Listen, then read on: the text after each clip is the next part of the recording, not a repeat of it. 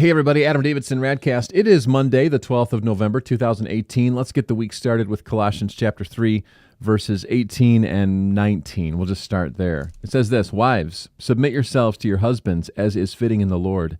Husbands, love your wives and do not be harsh with them. Listen, before we say anything else, we just have to get this out in the open.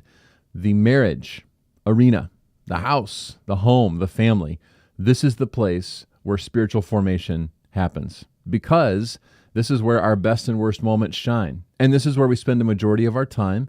And this is where we spend a majority of our emotional energy. And these people know us best. Or at least you hope they do. So first and foremost, we have to remember that the purpose of God is for us to become like His Son, to become holy, to become sanctified, to get it right, with the help and the grace of Jesus, of course. And so no wonder Paul starts talking about wives and husbands, this marriage relationship where a husband and a wife forsake all others to become one flesh. And then Paul says, wives, submit to your husbands. Which if you hear that as I do, or as a lot of people in our culture might, you hear that word submit and you kind of bristle. That's not a fun word. We don't like that. Well, for Paul's, time in writing, he's writing to a culture where women didn't submit to their husbands, wives didn't submit, they obeyed their husbands. It was like, you will obey me. It was more like a supervisor role that a husband had, not a partnership.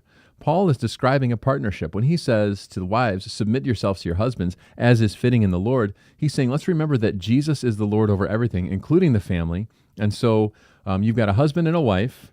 And wives, as you submit yourself to your husband, as is fitting in the Lord, Paul takes the attention past the husband and all the way up to Jesus himself. So that's what the wife is doing. And it's not something that she does like in obedience, but as a choice of submission. Like what the wife says, because the Lord is the Lord and He's Lord over the house and Lord over my life, I'm going to submit to you. But the husband, I think, has an even greater challenge because the husband has to love his wife. And that word love in Colossians is agapao, which is a self-giving, self-sacrificing, unconditional love. That the husband loves his wife and is not harsh with her, which in that culture, a husband could be so harsh with his wife. It was just expected. You put your wife in her place. It's not the way it should be. What Paul is describing here is the mutual submission of wife and husband. And as they submit to one another out of reverence for Christ, as Ephesians 5:21 says, they have a true and genuine partnership with Christ at the center. Why is marriage so tough?